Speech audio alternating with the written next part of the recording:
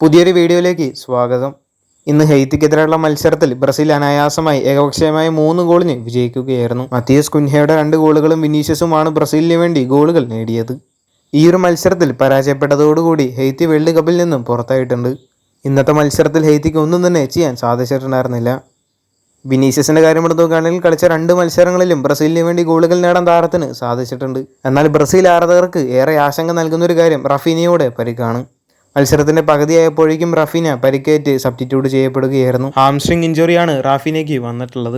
Hamstring strain ആണെങ്കിൽ കുറച്ച് ദിവസം മാത്രം റാഫീനയ്ക്ക് പുറത്തിരുന്നാൽ മതി. ഇനി മസിൽ ടിയർ ഗ്രേഡ് 1 ആണെങ്കിൽ റാഫീനയ്ക്ക് അതിൽ കൂടുതൽ ദിവസങ്ങൾ പുറത്തിരിക്കേണ്ടി വരും. റാഫീനയുടെ പരിക്കുമായി ബന്ധപ്പെട്ട് കാർലോ ആൻസലോട്ടി പറഞ്ഞത് എങ്ങനെയായിരുന്നു? കാര്യമായി ഒന്നുമില്ല എന്ന് ഞങ്ങൾ പ്രതീക്ഷിക്കുന്നു, പക്ഷെ ഞങ്ങൾക്ക് അറിയില്ല. ടെസ്റ്റുകൾക്കായി കാത്തിരിക്കണമെന്നാണ് കാർലോ ആൻസലോട്ടി മത്സരശേഷം പറഞ്ഞത്. അടുത്തൊരു വാർത്ത സൂപ്പർ താരം നെയ്മർ ജൂനിയറുമായി ബന്ധപ്പെട്ട ഒരു അപ്ഡേറ്റ് ആണ്.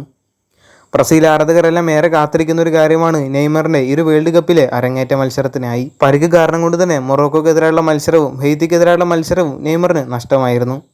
നിലവിൽ കോച്ച് കാർലോ ആൻസലോട്ടി വ്യക്തമാക്കുന്നതനുസരിച്ച് സ്കോട്ട്ലൻഡിനെതിരെയുള്ള മത്സരത്തിൽ ബ്രസീൽ സ്ക്വാഡിൽ നെയ്മർ ജൂനിയറും ഉണ്ടാകും. നെയ്മർ നാളെ ഇൻഡിവിജ്വലായി ട്രെയിനിങ് നടത്തും. അതിനുശേഷം ഞായറാഴ്ച ടീമിനോടൊപ്പം നെയ്മർ പരിശീലനം നടത്തും. അതിനുശേഷം സ്കോട്ട്ലൻഡിനെതിരെയുള്ള മത്സരത്തിൽ നെയ്മർ ടീമിൽ ഉണ്ടാകുമെന്നാണ് ആൻസലോട്ടി പറയുന്നത്. ഇന്ന് ഹെയ്ത്തിക്കെതിരെയുള്ള മത്സരത്തിലെ വിജയത്തിന് ശേഷമായിരുന്നു ആൻസലോട്ടി അടുത്ത മത്സരത്തിൽ നെയ്മർ കളിക്കുമെന്ന സൂചന നൽകിയത്. അതിൽ നെയ്മറിന്റെ തിരിച്ചുവരവിനായി നമുക്ക് കാത്തിരിക്കാം. കൂടുതൽ ഫുട്ബോൾ വാർത്തകൾ അറിയാനായിട്ട് ചാനൽ സബ്സ്ക്രൈബ് ചെയ്യുക. അടുത്തൊരു വീഡിയോ ആയിട്ട് നമുക്ക് വീണ്ടും കാണാം.